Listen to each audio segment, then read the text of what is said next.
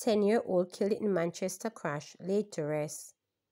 Tributes and tears flown at the funeral service for 10-year-old Trevon Sanchez, who was laid to rest on Saturday at Miss Moravian Church in northeast Manchester. Trevon tragically died on September 2nd in a two-vehicle collision that also injured his mother. The accident occurred on the first day of the new school year as Trevon's mother, a policewoman, was transporting him to school. Trevon, a student of Christiana Leeds Primary and Infant School, was on his way to begin grade 6 when the tragic struck.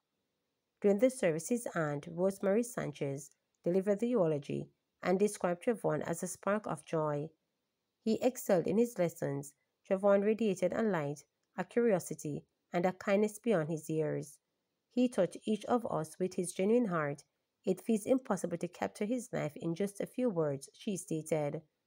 Even moments he gave us in the itch deeply in his heart, Trevon was always curious, always seeking to understand the world around him. He asked questions that made you pause, think, and often laugh, she added. Deputy Superintendent Elsa Simmet, paying tribute on behalf of the Manchester Police Division, described the emotional toll Trevon's death has had on the force. It is indeed a tough one for us. On September 2nd, the entire JCF force was thrown into a valley when we learned of the traumatic experience of Constable Crawford and her world, Trevon.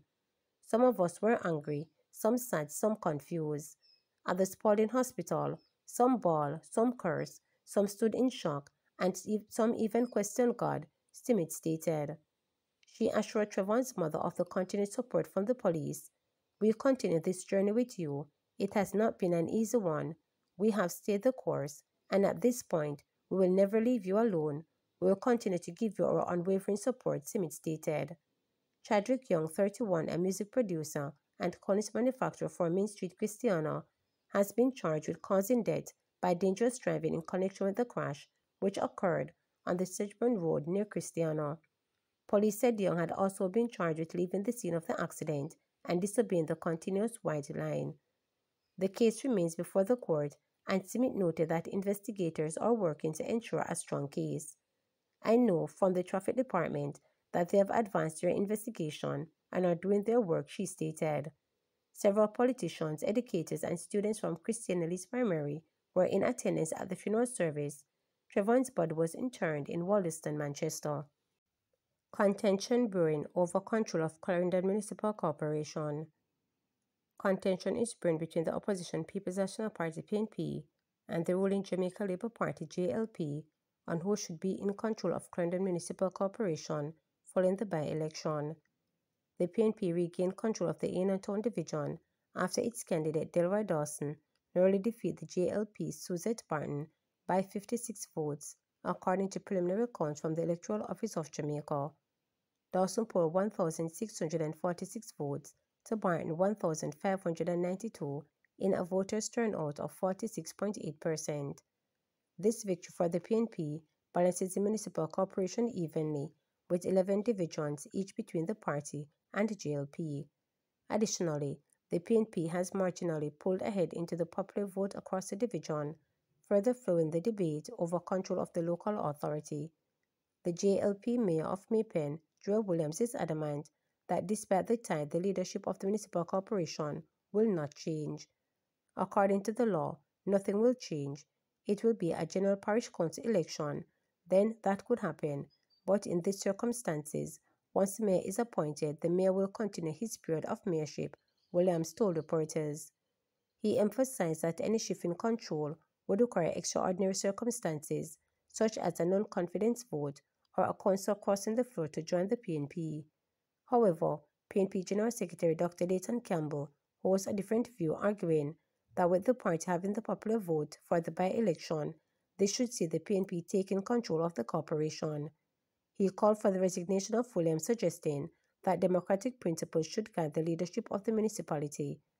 "Well, I believe in a democratic system. That's my view. That is what the legislation states," Campbell noted. "In good spirit of a democratic system, if it is 11-11 and one side has the popular vote, then you must resign so we can appoint a new chairman of the municipal corporation, he asserted.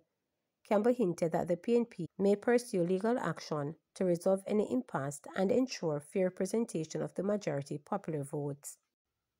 Illegal electricity connections behind market fires, stated Mackenzie.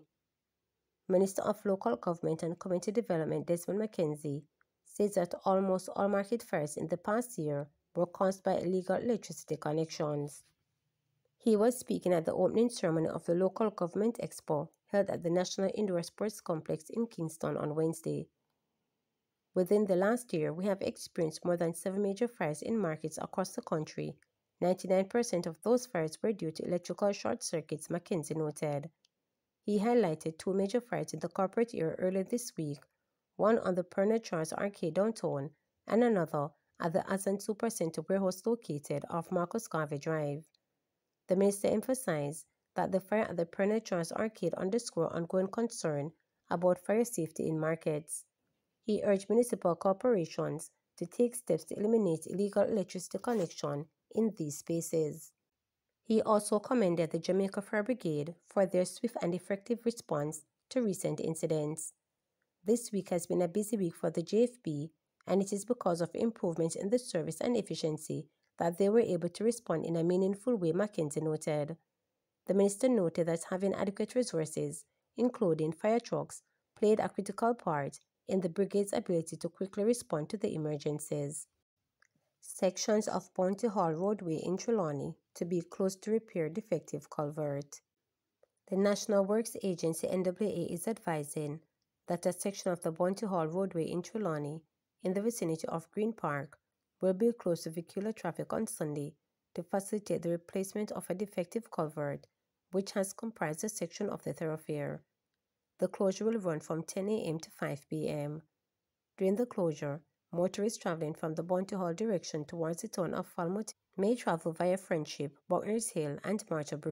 Motorists are being advised to obey warning signs and the instructions of the flag persons.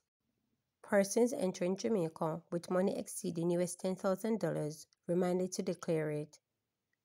Persons entering Jamaica with money exceeding US $10,000 are being reminded that they must declare the funds. Brand Commissioner Specialist at the Finance Investigations Division FID, Garth Williams, told reporters that failure to declare the money could mean that the person will have a case to answer to in court. When you're entering Jamaica and you have had money in your excess of US $10,000, and it can be any type of instrument, check or otherwise, you need to declare it, Williams emphasized. Declaring it is not an issue if the money is legal. We need to know the source of funds because we want to ensure that persons aren't bringing dirty money into the country and trying to get it into the formal economy, he noted. The declaration must be made when persons are filling out Jamaica's online customs and immigration C5 form, which is found at the interjamaica.gov.gm. There is a section that asks if you have anything to declare. You will identify the amount of money. You must also state what is the source of the funds. Also, be prepared to verify the source of funds. It can't just be that you work at an institution and save the money. We need some evidence, for example, a payslip that you have worked there, Williams noted.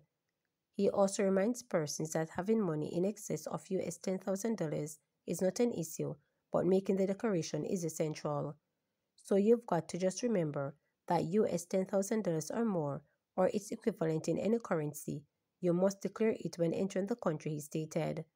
The FID is now a department of government and is the only law enforcement body within the Ministry of Finance and the Public Service.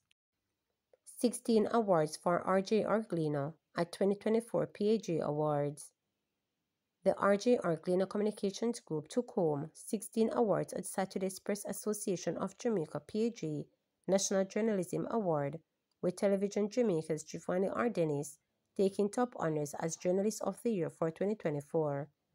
The event was held at the S Hotel in Kingston and St. Andrew and is the penultimate for National Journalism Week, which will close on Monday with an online PAG forum examining media power, shaping democracy, or serving agendas.